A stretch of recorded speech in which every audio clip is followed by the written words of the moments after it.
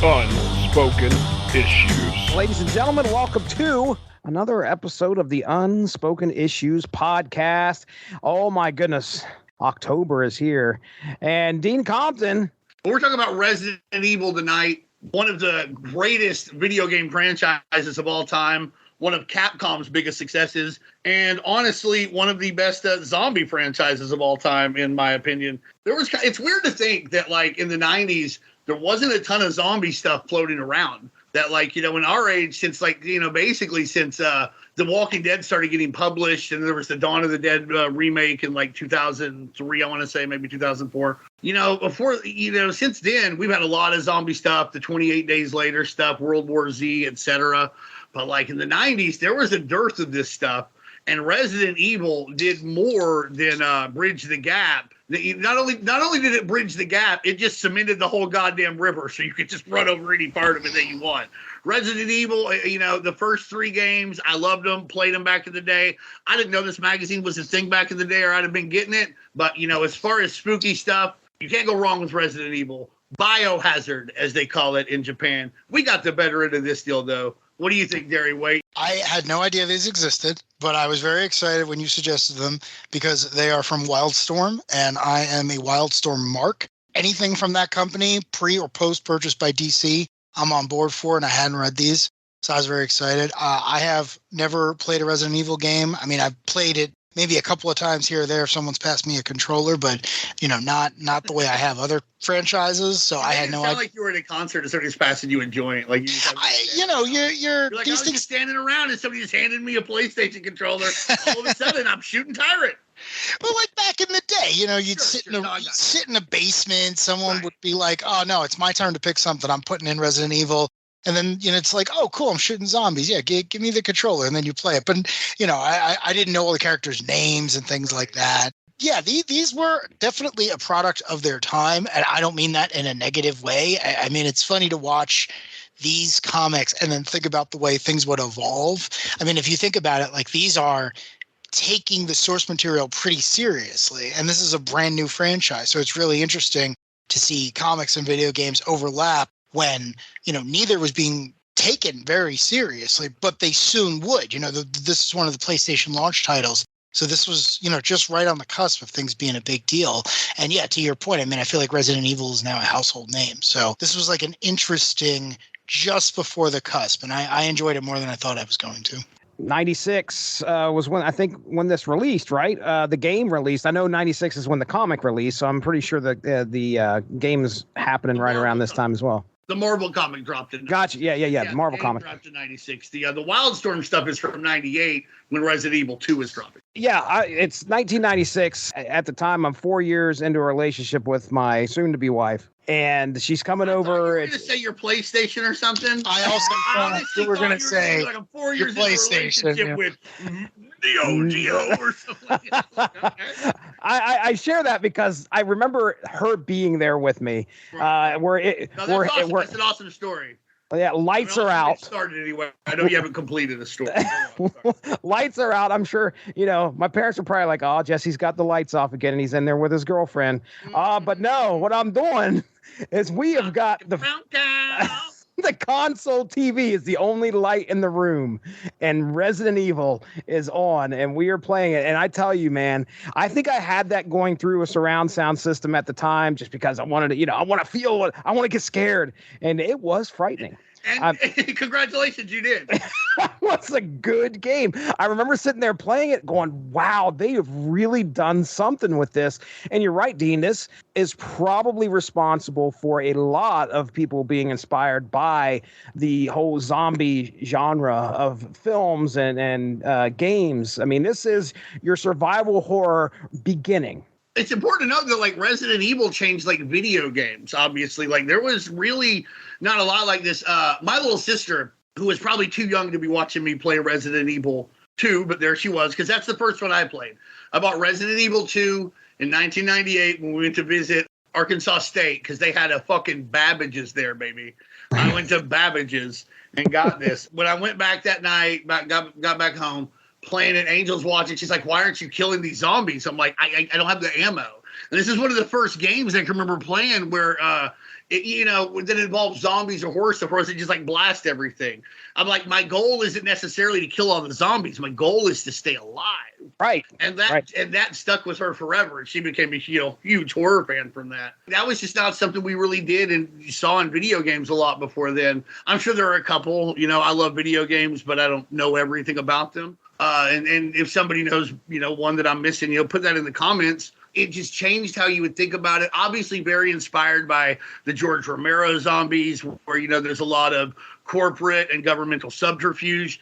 I can't describe like the impact it had on me, like you're saying, playing it with the lights off, and you open a fucking door and your whole point of view changes, and now there's a zombie right in front of you that you couldn't have fucking seen. The doors are scary. The music's scary. Remember the first time you see like the spiders in Resident Evil 2? Oh, yeah. You see them on the wall because you're looking and you can see like them around the corner from your point of view because it's a weird game how that works. And you're like, that spider looks too real. I don't like it. So I shot it. Well, so tonight, we're going to start out with the 96 Marvel comic first. I got a real brief synopsis on this. Yeah. We'll talk a little bit about that. And then we'll talk about a few of the issues in the 98 Wildstorm as well. As something of note here for the 96 Marvel issue, we got a Bill Sienkiewicz. This cover of this comic is the cover of the game as well. And this is Bill Sienkiewicz doing the cover here, which is pretty interesting. There is a lot here when it comes to the creative team, so I'm just going to run these down here. This was at the end of the issue. It had me all thrown for a loop. This is at the end of the issue. I finally found the box. So plot of this is by Desmond Church and Chris Kramer. Script by Dan Shaheen, Chris Kramer, and Simone. I want to go with Seydou. Seydous. What do you say, Darry? How do you say that? Oh, I don't know. I didn't recognize any of these names when I was going through it. I was shocked. I was like, okay, this is a licensing book. Marvel is either about to declare bankruptcy or has already declared bankruptcy. Right. So God only knows if anyone even edited this before it hit the printing press. But I recognize none of these names. I would argue the opposite, that like it probably actually got taken care of because it was a sold book. They weren't trying to sell it. They didn't have to put it out on shelves. This was free, right? Yeah. Yeah, this is a pack-in book. Yep. So I take it back. on under their special project. So, you're not usually going to find anybody who did anything there, but I bet they paid attention to it because they had the money for it. No, that's a good point. Like, in 2001, ECW's last two shows were paid shows. They've been paid beforehand. And if they hadn't been, if they were shows that ECW was just running, they would not have ran. Art and color design by Dave Johnson, lettered by Ed Hendricks, interior colors by Moose Bauman, cover art by Bill Sienkiewicz, and edited by Mark Panizia. That's what I want to go with there, or Panizia. All right, here we go. Synopsis time.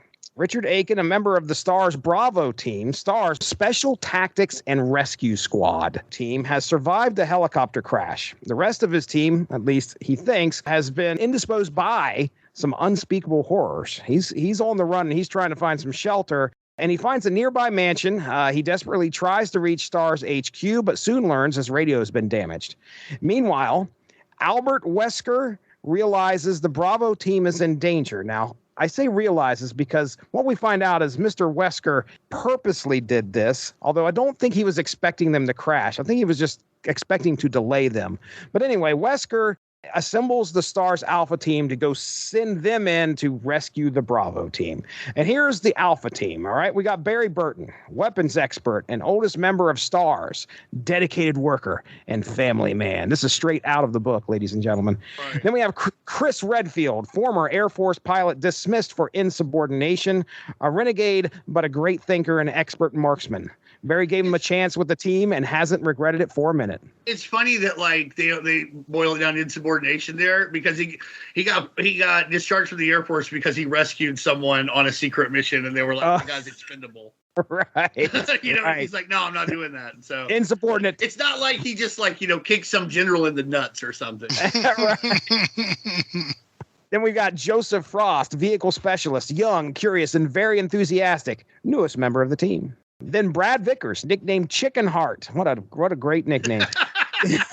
nicknamed Chicken Heart by his peers, takes a lot of heat from the team for his timid attitude toward danger. Hell of a pilot, though. And then we have Jill Valentine, demolitions expert, key member of the team, and a woman with a strong will. So there you go. Will the rescue team be too late in getting to our good buddy Richard Aiken? Well, to be continued in Resident Evil, the game. There you go. That is my very truncated synopsis of our one shot here. This is one shot. It's been totally free too, if I remember correctly. Was this? I think I don't know where they gave it away. I think they gave it away like video game stores, or it might have been a pack-in title. But obviously, if you asked me, this does what it's supposed to do. I read this and I wanted to play Resident Evil. That's exactly what they wanted you to get. It doesn't explain much. It doesn't do anything. Some cool stuff happens. That motherfucker gets eaten by the snake and stuff. But right. And you're introduced to all the main characters. And Jill and Chris are the ones I believe you can play as in the game. I don't think you can play as anybody. You might have been able to on another, another thing. But I also, I know some Resident Evil lore, but not as much. But off the top of my head, I know who Chris Redfield and Jill Valentine are. They are awesome. Jill Valentine, one of my favorite characters of all time, very much in that Ripley vein. Really takes care of, is not scared to get her hands dirty to take care of something dirtier, and is also never seems to be too intimidated, never seems to be too out of her elements when it comes to fighting things that, are utterly unnatural. But you should expect that in Raccoon City. You can't name your city Raccoon City and expect everything to be cool. I mean, what an interesting. I like raccoons, but I would not like a city of them. It does just kind of throw you into it. They just kind of describe the helicopter crash, and this guy is just in the mansion fighting for his life, trying to figure out what is going on. A lot of that stuff you'll run into in the game. Yeah, I think I remember actually seeing don't they show the helicopter crash as part of the game? Okay. Yeah. A lot of this stuff and a lot of the deaths that are alluded to, you kind of find out about in the game. So it's a tough rope to walk. You got to write something that'll make people excited to play it, but you can't do something that will spoil it.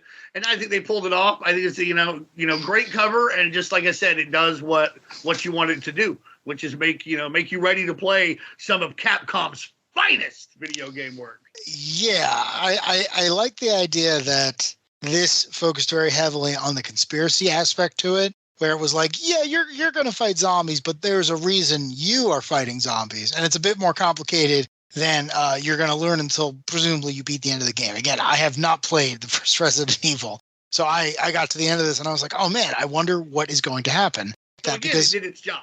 Yeah, exactly. It absolutely did its job. And I could see if someone had handed this to me in 1996, which again, I'm surprised they didn't, I would have been like, oh man, I actually need to get this game. I need to find out who's doing what and for what reason.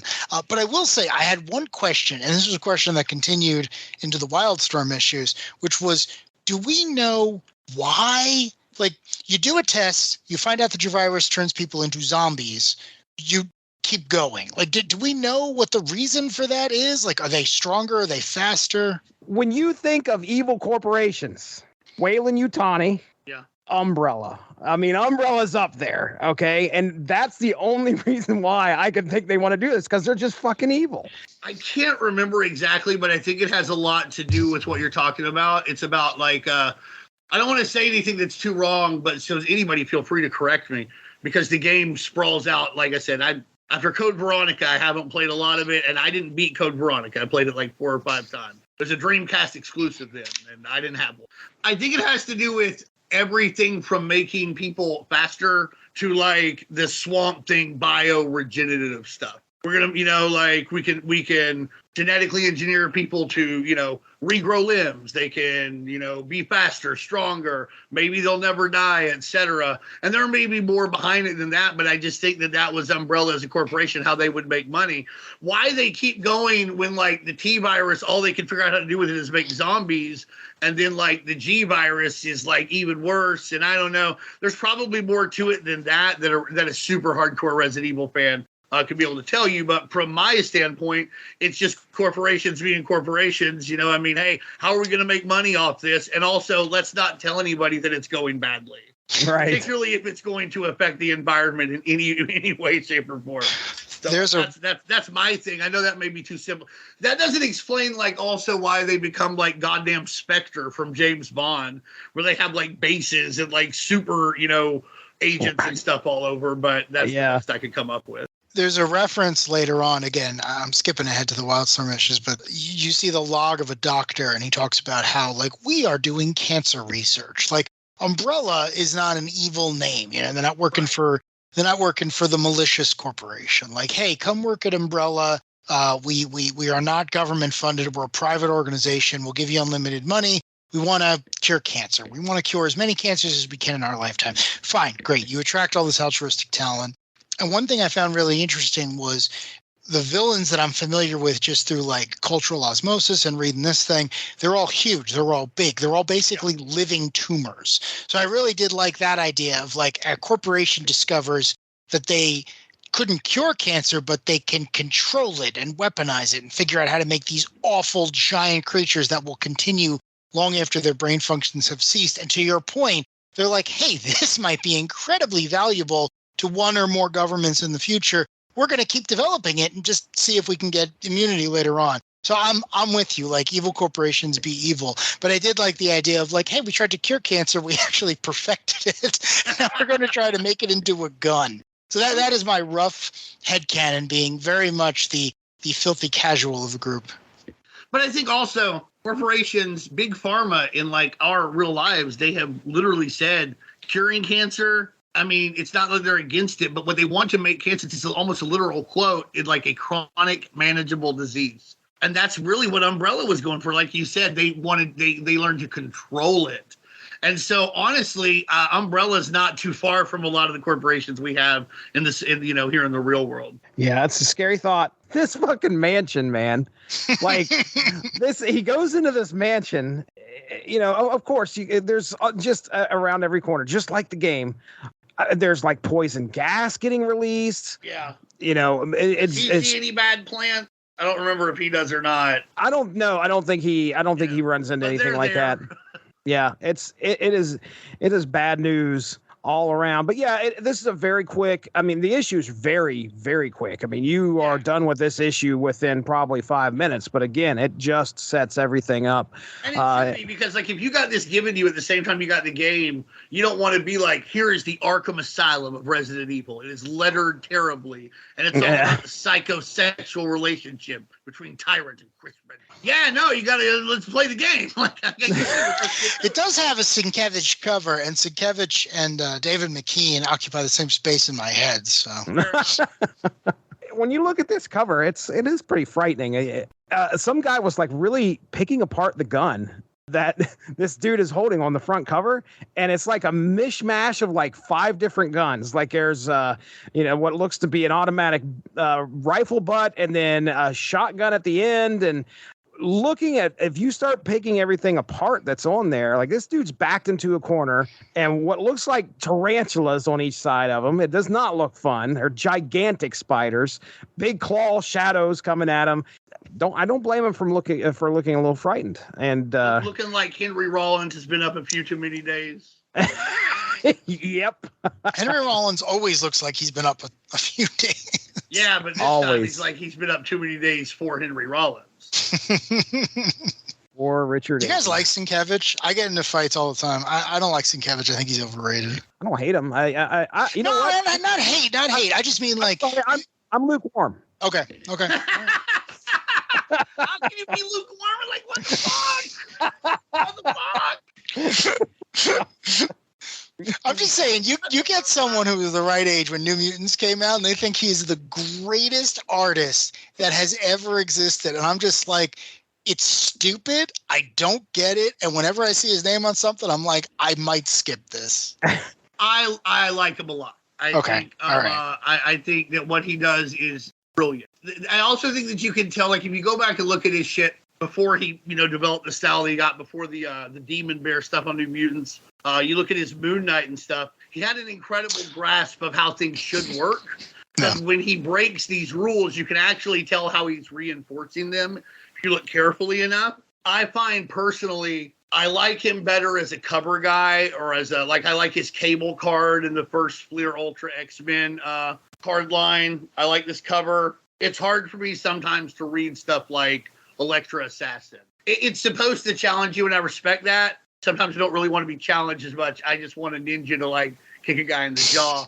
And to be fair, you know, they wanted more, and I respect that. So I think what I really like more is his avant-garde interpretation on pinups and posters, more necessarily than the storytelling, which I'm not saying he's bad at, but ultimately because of my vertigo, I get about halfway through one of them. Or Arkham Asylum with Dave McKean, like you said, and I have a headache. So two things real quick, and we'll get back to Resident Evil. One, I agree. My commentary on Sienkiewicz is not that he does not understand the form. He clearly does, because you're right. That early Moon Knight stuff is amazing. And I'm not even all that big of a Moon Knight fan, but he understands the fundamentals. He is a very good artist. I'm not saying that. I'm just saying that when he decides to go a little bit more avant-garde with it, my eyes glaze over. But that's, you know, again, that's just up to personal taste. Dave McKean, on the other hand, is the most overrated person to ever work in comics. I cannot believe he was given a Grant Morrison script or a Neil Gaiman script or whatever it was he did on Sandman, because I don't get it. I just wish all of that stuff could be redrawn by a young Brian Boland. I just it blows me away that this guy was ever popular in mainstream comics, because there's nothing there for me. I wish I knew how you really felt. You just hold back. I know. I feel bad, but I just blood pressure. You're gonna wind up like goddamn Fred Flintstone. This is the thing with me. I'm such a Grant Morrison fan, but every time I go back to Arkham Asylum, I'm like, can someone redraw that? Chris Burnham is around. Can Chris Burnham redraw this? Give him the original scripts. I will gladly rebuy Arkham Asylum per issue if Chris Burnham can redraw it. I also have a problem with the lettering in that book. Impossible to read it. And I'm just not interested. The thing I was going to say about Resident Evil, though, and this book, and you'll see this all through the Wildstorm books too, but this book starts, and people are like, oh, Resident Evil, that's a zombie thing. It's really more of a sci-fi horror thing. There's like robo sharks and giant crocodiles, these big snakes, lickers, big tarantulas, hunters, the tyrant, Mr. X, Nemesis. There's a lot more than just zombies here. And I mean, obviously the zombies, that's who you fight 97% of the time. But I really appreciate their willingness to delve into some of the fun monster stuff. Like, yes, it's giant crocodile in the sewers is silly, but you get to shoot an oxygen tank in its mouth. That's awesome. So I really appreciate that they weren't just like, oh, here's a bunch of zombies. They're like, how can we up the ante? How can we make some of this grosser, more exciting? What other impediments would there be? So I really like that about both. Obviously the games, but the comics get that across too. Yeah, and when you're talking about gross, this issue that we just got from Marvel Comics and Capcom is pretty tame compared to what you see actually in the game and what we're about to get from Wildstorm. Wildstorm is about to really amp up the gore a couple years later with our 1998 series. So I got a quick question. So just for a little bit of context, in 1996, Marvel hands over a couple of their books to Wildstorm. They hand over, for Heroes Reborn, they hand over Fantastic Four and I think Iron Man. And suddenly the Resident Evil license is across the street a couple of years later. Do we know what the relationship was there? Why Capcom switched companies? Did Jim Lee say like, oh, I can handle this, don't worry about it? Did anyone have any idea? I assume this is an assumption, so if I'm wrong, anybody can let me know. If you look at the dates, the earliest Resident Evil, I think I can't remember it, but it's like March of like 98, I want to say. And that's what the insignia was. So they would have started working on this in 97. And that was a time when Jim Lee comic books weren't bringing in the money like they had been for Wildstorm. And he had a huge crew that he had amassed during a time when, you know, the pastures were greener. And so they started looking for a lot of different things to be able to do to keep those guys paid, keep them on staff, etc. And it would appear to me like early on, this isn't a DC thing. Like if you look at the insignia, DC is not mentioned. The last few issues, they are because the sale has transpired and everything. So I would assume that this, based on what, you know, guys who worked at Wildstorm were saying, this was one of those things. They found a way to get this going. I don't think Marvel would have been interested in publishing an ongoing Resident Evil anyway at this time. That company was in a bit more disarray. Wildstorm, right there in LA, where the Capcom headquarters of USA, I believe, are too, They might be in San Diego, but easy to deal with. You're going to have Jim Lee, who even if you're just a casual person at that time, you knew who Jim Lee was in regard to comic books. He's going to be involved. So I think he just went out and got this so that, they would have work to do.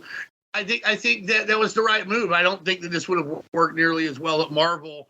And I love Jim Lee's contributions when it does come around. So that's all that I think happened. It's just this was the time when they're going out and looking for work. Capcom's about, 98, February 98 is when I buy Resident Evil 2, so they want that to show up with a bang. And right. There are worse ways to get a bang than have Jim Lee draw the cover of a magazine. That's another thing to note about the Wildstorm stuff. It is magazine size. When they say it's a comic book magazine, they mean that, literally. It doesn't fit on like a regular spinner rack or whatever, which may have also contributed to its downfall at that time. Let's go ahead. We'll get into the 1998 Resident Evil series from Wildstorm. Just like Dean said, this is magazine format. This is kind of like an anthology type series where we get some different stories that surround our players here in the Resident Evil universe. And Dean, you said first 2, maybe 3, right? Issues is what we're going to talk about here because there's a total of 5. Right. Yeah. So the first 2, they sum things up pretty nicely there. If anybody wants to know what happens in the others, it's basically zombies on a plane, then European vacation zombies. It's one of them. The others are just like really sad stories where some people do some really cool shit and then Umbrella kills them. Oh, and the werewolf story where they're like, I can't believe, like, there's all of a sudden a werewolf in one of these things. Yeah. So I don't think they're bad or anything, but if this was going to go on further, these would have done a great job of furthering the brand and the characters. But since it ends so quickly, I think most people are just interested in the meat and potatoes. Did they get the stories we had at the time right? Because this magazine ends about the time 99 Resident Evil 3 would have been coming out. All right, so here we go. First issue. First story is called Stars Files, and this is where we find out Wesker's actually working for Umbrella. Is Wesker being sent into Raccoon City? Is that what's going on, or is he trying to get somebody into Raccoon City? Is that? I believe he's there because he is the main antagonist of like the game 1. He's working. There we go. He has infiltrated Stars, but he really works for Umbrella because Umbrella is a terrible, evil corporation, and so they want to, dissuade the cops and the Raccoon City government. Can I ask a quick question? Sure. What is STARS? Is it a federal organization? Like it doesn't. It belongs to Raccoon City. It belongs to the Raccoon City Police. The RCPD. It's basically their SWAT team, but it's like. Okay, that's what I thought. Okay.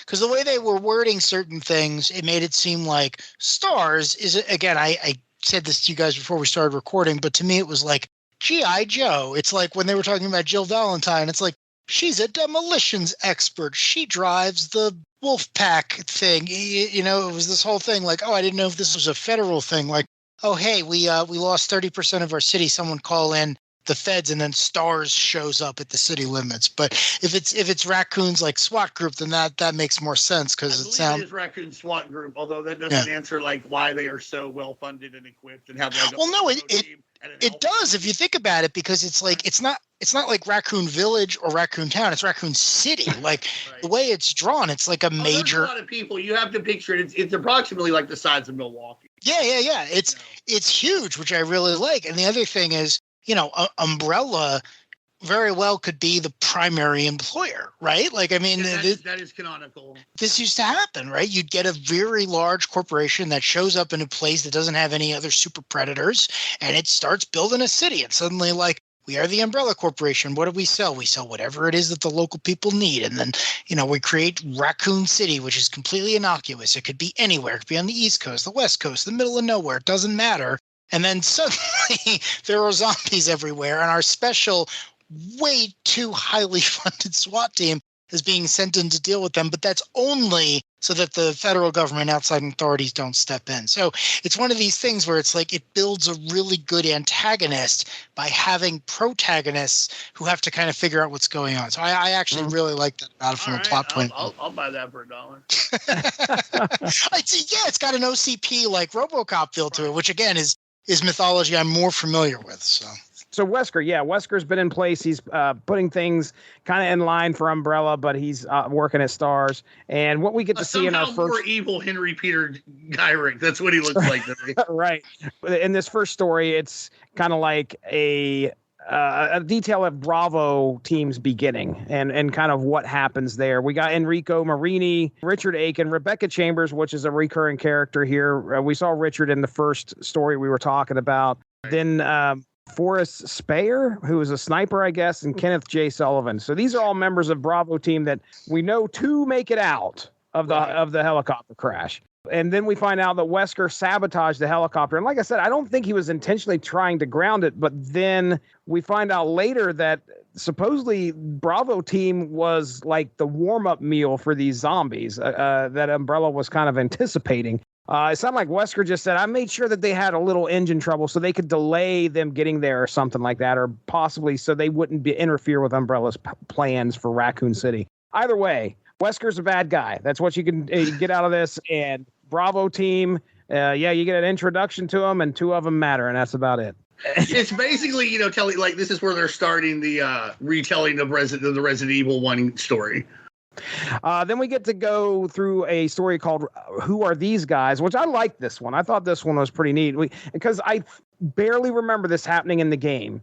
When you go into a room, there's a doctor sitting at a table and he's a zombie and you shoot him. Yeah, then you go read his stuff. Okay, so this is it. Like those letters are pretty much in-game stuff, like that kind of thing. They actually do a really good job with that. There are always like puzzles to solve if you read all 5 issues, and then people are like, oh, I had to do this to get this stupid diamond so I could open this door, which is an equally important part of the Resident Evil franchise. Then we get to Dangerous Secrets. So the Stars team debrief on what happened at the mansion and finding the remaining members of Bravo team, or what's left of them. Wesker is finally revealed as the betrayer as he shot Enrico in the head, apparently, prior to these events. Umbrella is revealed to have been wanting to test the T-Virus soldiers against Bravo team. Chris Redfield winds up facing off with Wesker, but Wesker is killed by a massive beast called a Tyrant. Chris escapes the Tyrant, believing he killed it, and the mansion is set to self-destruct. But before he could leave, the Tyrant returns, and Chris finally dispatches it with a rocket launcher, blows the thing to smithereens. The team confront Barry and his betrayal as well, where he explains he was blackmailed because they said they were going to harm his family.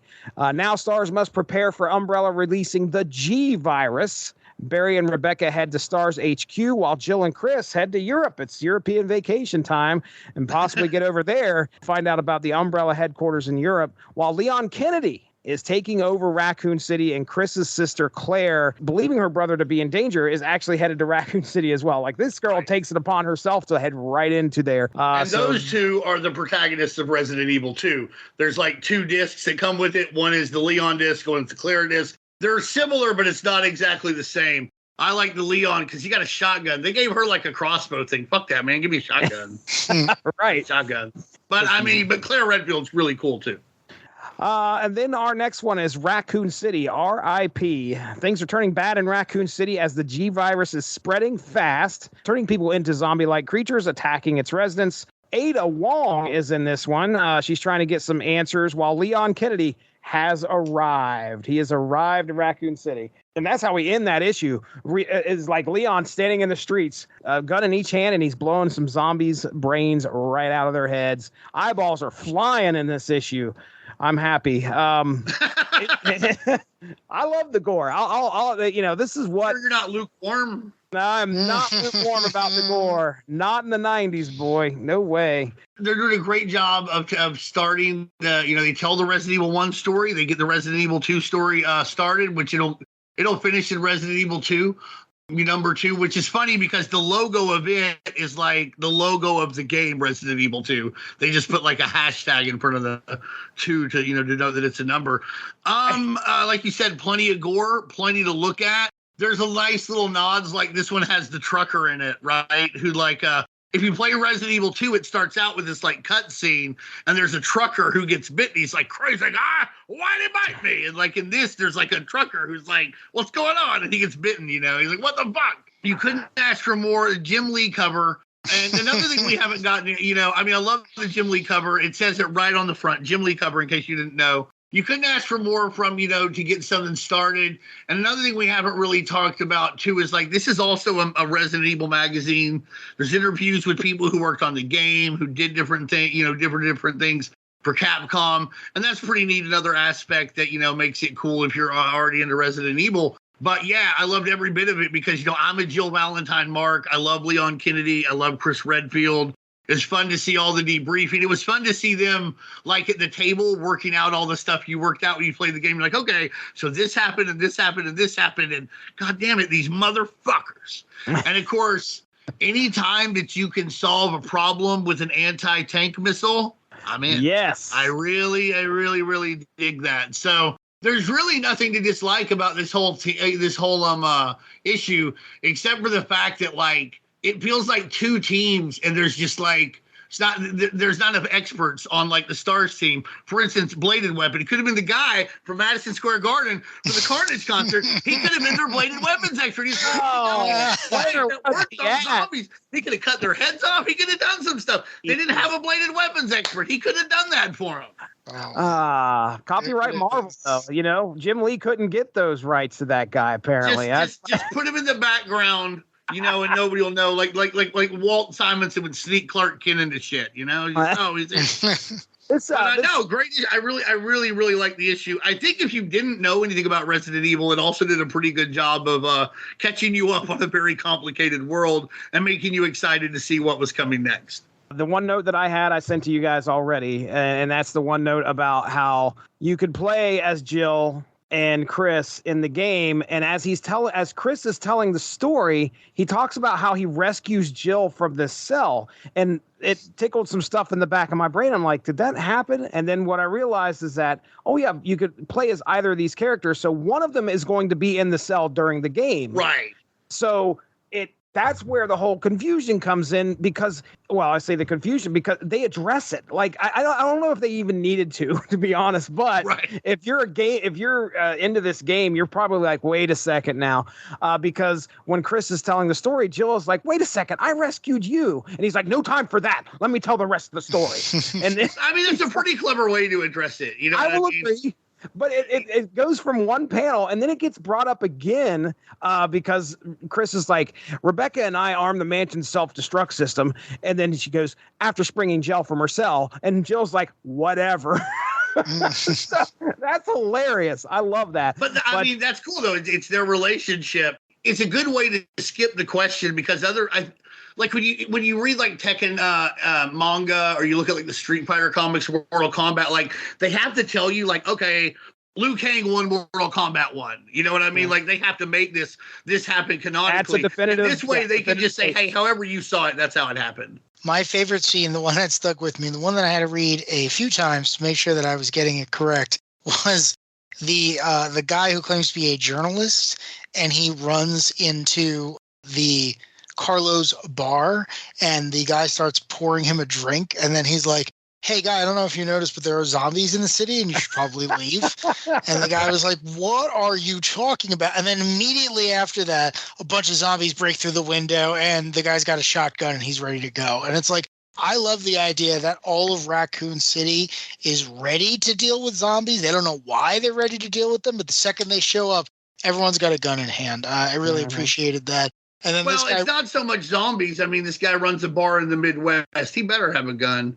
They get some big old ornery corn-fed guys in there that are really big. You need a gun to make them leave, Fair. You ain't got to shoot them. They just got to know you've got the gun. They just got to know you could. And when he runs out the back of the bar, he runs into a gun shop. So, yeah, I think you're probably right. Which is also funny to me because, like, in there, he's like, the guy who's shopping there, he's like, let me get another round of shotgun shells. And you're like, that's not how you order ammo. Like that would be one shotgun shell. I get that like they're referring to it differently. They're friends or whatever because he hands them a box. But I was taken aback by that. I was like, that is not how you buy bullets. There's some pieces of dialogue that set up the whole survival horror stuff in this world of Raccoon City. Give me another round of shotgun shells. And the guy's like, something strange is going on, though. I sold more today than the rest of the year combined. Well, when you run into these places, oh, yeah, hey, I'm in a gun shop, but there's only like 3 or 4 bullets laying around there because that's all you can load your gun up with, and that's all that's left. Again, It's setting up that whole look out, ladies. And I think there's also the zoos mentioned here in that same shop. Yeah, later on, that'll be a story in the anthology. Another story where like somebody does cool shit and then dies for no reason. Yeah. The gun store, though, is interesting because you have that scene in Resident Evil 2.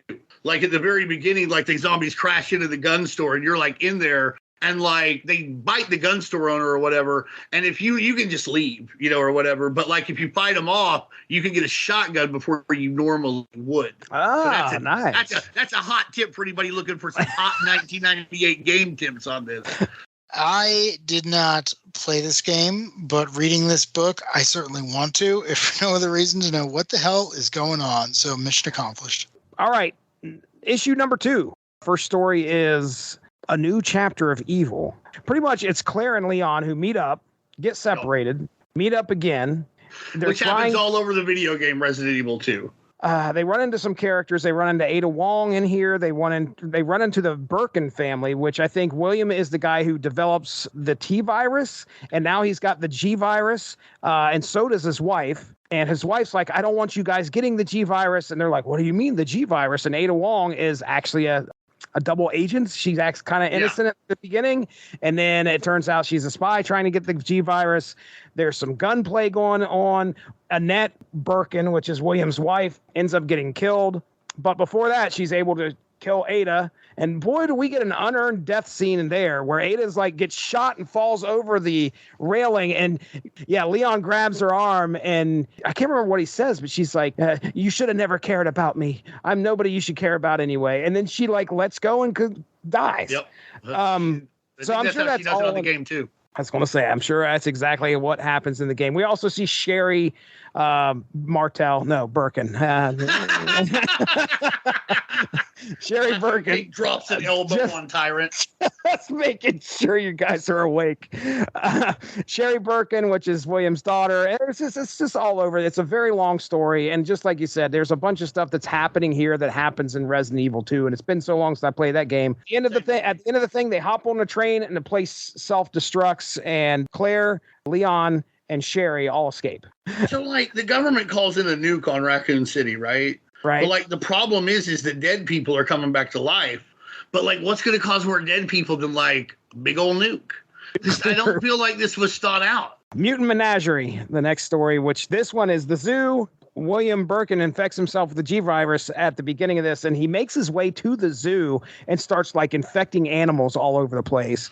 And there's an employee that tries to stay alive during this whole thing. He's taking out these infected animals left and right. He battles most of the day, and he's finally like, all the animals are dead. I'm going to go lay down, get some rest. He's in the zoo radio room saying, hey, I took care of business. Goes to sleep and forgets about the fucking rats. The rats that are infected, and that's where we end the story. The rats are going to have their way with this poor man. So he's dead. He's dead. Dead. Lockdown. One of many of these anthology stories where it's a guy doing something cool, and then in the end they just die. And then Lockdown, which was an interesting story here. This is Barry Burton, the one we had talked about, who was blackmailed into helping Wesker in the beginning. So Barry is having a hard time dealing with the traumatic events of Resident Evil 1, seeks help with a psychiatrist. Unfortunately, he has little time to address his issues when zombies begin attacking nearby, and now he races to put pieces of a bomb together and avoid run-ins with the infected. And that's kind of all this is. He escapes. He's fine, ladies and gentlemen. He jumps off the building, lands in a pool. While the building explodes. Yeah, and it's felt very video gamey to me. Like, I got to run around. I got to get this part, and I got to get this part, and I got to put them together, and I got to blow this thing up. And it's so weird that the doctor, I can't remember who he runs into, and the guy's like, you got to get these pieces for the bomb. They're at XYZ, these 3 coordinates. And but it very, very much felt like a video game. It's one of the places where they really show the puzzle aspect of Resident Evil. He had to do this thing to get this key. Then he had to fight like giant giant cockroaches and like all this fucking shit, you know, because there was another piece in there and you had to get all these pieces together to unlock this thing, to do this other thing, so you can finally put the bomb together. And explode. Just like Resident Evil. It's wild. Right. In fact, I told Emily today about that. She goes, I didn't know that was part of it. She goes, I should play those games. I like puzzles. I like puzzles and zombies. Where have I been? I was like, yeah, where have you been? That's issue 2 right there. There's our three stories. I liked that in these stories they spend a good amount of time escalating the threats. It's not just zombies. It's not just what we'll see in The Walking Dead, where every once in a while you encounter like a staggering corpse here. And you guys mentioned this, it's like infected zoo animals.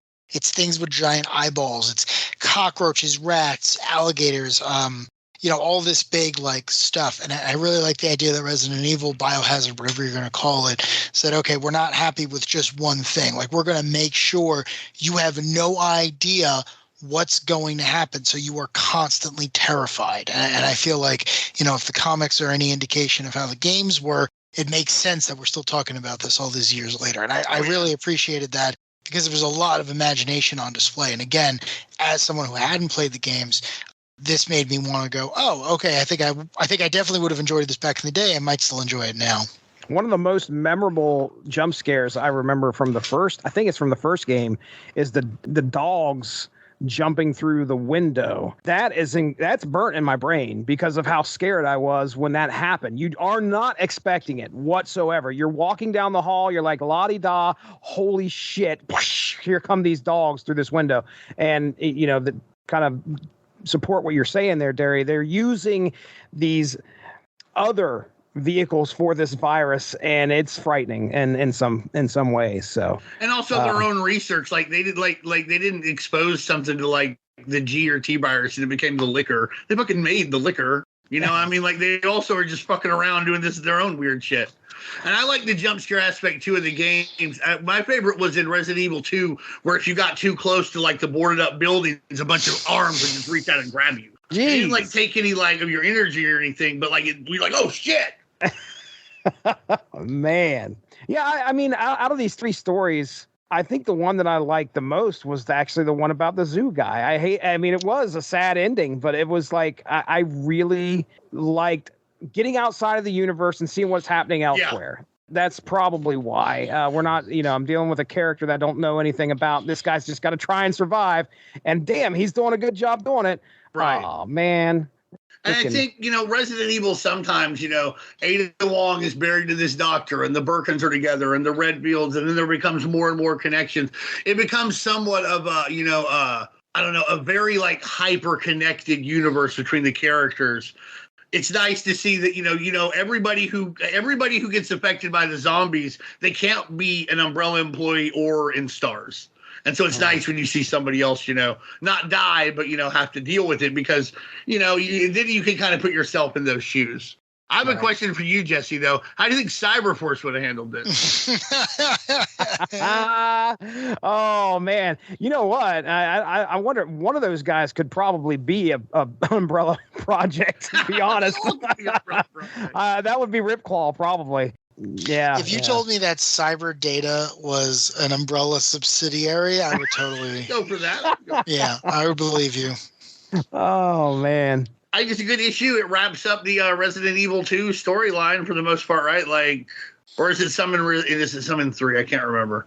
But like, I just remember mostly just enjoying Claire and Leon getting together, then being separated, then being together and being separate. It happens again and again in the game. I recently read an adaptation of Dawn of the Dead, and it did not work. But this really worked. Like, scene where he had to kill the cop that he said he was going to save, and the cop had begged him to kill him, begged Leon to kill him. He's like, look, I'm just going to be a zombie. Kill me. He's like, no, I'll save you. And then he has to kill him anyway. Like, that's from the game. And to see it played out, it was cool to have those feelings in a different way, I guess. You know, to see it. It almost felt more hurtful to read it and view it in the comic book than it did when it happened in the game. All I can say about each one of these things is they really just deliver. If you want to just skim through these and enjoy some solid art with, you know, a lot of gore, great. If you want to read and get the minutia of Umbrella, and like, I'm sure if you're Resident Evil head, there's a lot of cool shit in here. Yeah. Like, you're like, oh, this is canon or whatever. kind of like how, the only Watchmen shit Alan Moore ever did besides Watchmen itself was stuff for Mayfair Games for the Watchmen RPG stuff. So that's like, oh, if you're into Watchmen, you got to learn that because, it's canonical. It's what happened according to the creator. So I think there's a lot of that here too if you're just a super Resident Evil fan. Across the whole thing, but issue 2 from that logo to the end really feels like it. I didn't like the therapy story, to be honest with you. I didn't dislike it, but it felt like, it felt like straight to DVD Die Hard. But I think you're right though. The zoo story is probably the best. I was waiting for what was his name? Barry Burton? Is that his name? Barry Burton. I was waiting for it to be like all in his head. And boy, with that, it got dark. Like he was killing people, thinking they were all zombies, and turns out it was all in his head or something. He was that fucked up, but they didn't go that route. Issue 3, I'll just read the inside cover, and Dean, you can jump off of here with whatever you have, for these issues. Wolf Hunt, we already talked about it. Raccoon City College is terrorized by a shadowy killer. Can Jill Werewolf Valentine by fight? Can Jill Valentine save the day? Danger Island. Now I was trying to remember this one. Paradise turns into a hellish nightmare when the G virus goes on vacation, and then it turns out that it's all like an umbrella front. They fight their way out, and then they get to the radio, and they radio. They radio for help, and then Umbrella shows up and kills them. Like, good, you tested our guys. Blah blah blah. Bye. I like these stories, but like the zoo guy and this guy, it's all a very similar ending. Right. I mean, they're going. Yeah, it's Umbrella wins out. I guess they got to have a story that Umbrella wins out in the end. And then we got our first part of the European vacation tour, where part 1 of this continuing story, Chris, Barry, and Jill head to Europe in search of Umbrella HQ. That's what it says. Okay. So now maybe they're on the plane and they have to kill a bunch of zombies on the plane, and then they land the plane, and it's just like snakes on a plane but zombies. Right. So that's issue 3, and the hijinks continue in issues 4 and 5. I think that the best part, honestly, is the adaptation of 1 and 2. I like these other stories, but I think they're more for people who are like super Resident Evil heads. I'm maybe a notch or 2 below that, so I really like learning more about the main characters. As far as that goes, I like the zoo story, but like a lot of these stories just get really repetitive. The badass guys do badass things, like Chris Redfield. Like you can drop a nuke in his Fruit of the Looms. It's not going to matter. He's going to be fine. On the other hand, the people who like scratch and claw to kill like one zombie, Umbrella shows up, cuts their head off with like a techno axe.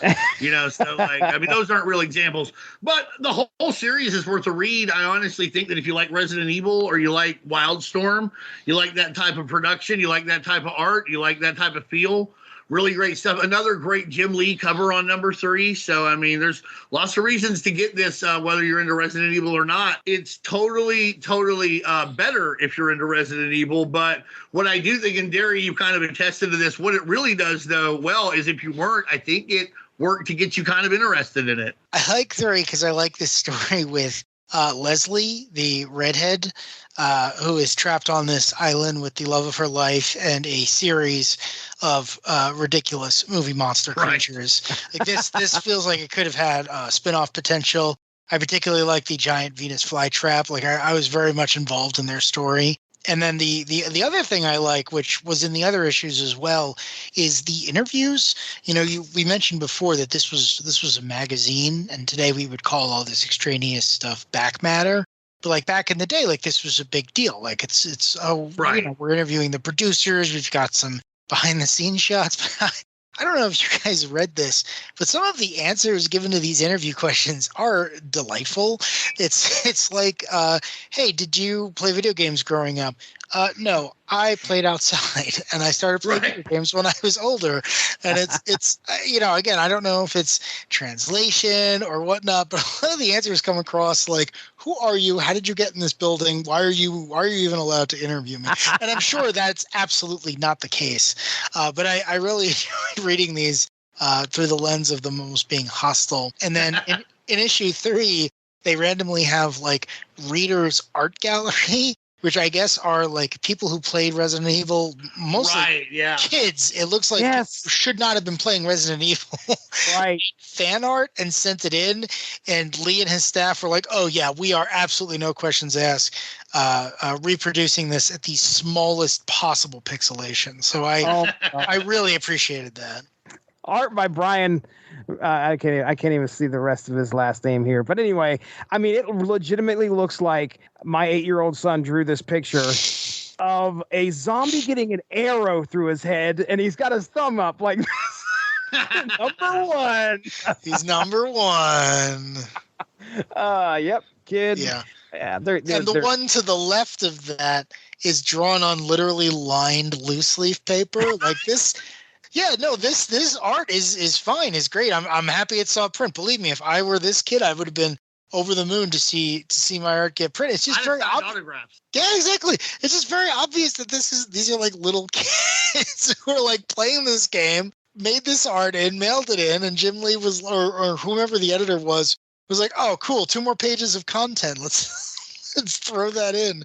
It's just one of those things where I feel like was very much a product of its times. I don't know if you would get that today, but I appreciated it. Yeah, I was flipping through Hero Illustrated today with Emily, and we talked. I showed her like the envelope art, and I was like, "Yeah, I don't think they really do that anymore. Like, there's nowhere to do it." Yeah, but now, I mean, if you're a really good artist and you tag Rob Liefeld or Todd McFarlane on Instagram, you might get a book out of it. I think that's sure. It's different. No, I'm not being like these kids don't know anything. But I'm like, this was a neat, like, to me, this was a super cool thing, and it's just not a thing anymore. Yeah, you ain't kidding. Every time Wizard would have one of those, like, hey, create your own hero and send it in, I took that very seriously. I sat down and I was like, do I have it? Do I have the next Spider-Man? I did not, spoilers, but, really thought about it. I did, but I didn't want to sell out. Oh, yeah, that sounds like you. Well, Darry, if anything, I'm glad you got to experience a little bit of the Resident Evil universe. I do hope you have the chance. If not, I mean, that's what YouTube's for anymore. If you don't want to play the game, you don't want to go and buy it, watch somebody play it. And that's what YouTube is there for nowadays. I realize that, man, there's so many games I want to play. Do I want to play them or do I want to watch somebody play them? And trust me, the latter seems to speak to me a little bit more for some reason. I think it's just because I'd rather eat and watch somebody do it. Well, also, like, if you want to, like, listen, if I play Mega Man for like 2 weeks straight, I get to be pretty good at it. It's pretty frustrating those 2 weeks. Right. You don't just want somebody to be good at it. Yep. I don't have the time to, get good at it. So I hope everybody had a good time listening to us discuss this set of comics. We'll be talking to you pretty soon here, but before we go, we got plugs. And the first thing I want to do is turn it over to Dean Compton. Dean Compton, tell us all about the Unspoken Decade. Well, we're at the UnspokenDecade.com. There's always great articles up there, courtesy of SemiFan. Find us on Facebook. We've been sharing a lot of stuff there. And you should go to the Twitter. I have been going through the Marvel cards. I went through 1990, and I'm about to start on 91, or I've done a few 91s. I also did the 94s, and I'm just kind of going through them and posting what I hope are pithy comments about them. But we'll see. Pithy, yeah, it's a pretty good word. I'm on Downton fucking Abbey over here, but what I hope are good comments, having a lot of fun. They trigger a lot of memories for people. Really great time. So visit us over there at Unspoken Decade. Look, if you want to check out some previous podcasts right here on the Source Material Comics feed, the 29th, it looks like Batman and Punisher is happening. Lake of Fire. It's going to be a submission to the Super Blog team up. That's going to be myself and Evan Bevins. We have it on the schedule. Lake of Fire. Dean Compton is upset. That's right. As-Bats and Punisher coming together. Lake of Fire. Super Blog team up goes to hell. We're tying it in there. Oh, nice. The 25th, Sensational She-Hulk number 14 through 17, the Cosmic Squish Principle. You want to talk about some Steve Gerber being silly and Sensational She-Hulk? That was entertaining. entertainment. And we'll be talking, and that's going to be in the archive. You should be able to check that out for the Source Material Comics podcast. But listen, Unspoken Issues had one of the biggest projects that has ever happened on the Unspoken Issues podcast, and that is Unity. Me, Darry, Dean, we got together. We did it, folks. 18 chapters of Unity. It's out there. Do you not know about Bloodshot? Well, guess what? We're not going to talk about him too much in there. But the one guy in Giants history that's not in it. Swerve. Don't get too excited. Don't look for Dr. Garage either. You guys love Bloodshot too fucking bad. No, listen, the Valiant universe, it's on display there. Unity's chapter 1 through 18. Go find that. It's out there. It dropped the second week of October. That's it. I'm done with plugs. We need to get out of here because we got to do a little bit of celebrating. For Dean Compton, for Darry Wade, I'm Jesse Starcher. We're going to get out of here. Have a good one. Bye-bye. Thanks for joining us. Unspoken Issues is part of the UnspokenDecade.com, the home for 90s comics, blogs, and podcasts. Unspoken Issues also has a Facebook group you can join if you are interested. Just search the Unspoken Issues podcast and request to join. All of this would not be possible without W2Mnet.com and the Rattlechin Broadcasting Network, so make sure to seek them out for more podcasts. If you enjoyed what you heard today, please feel free to share, and we look forward to entertaining you again soon.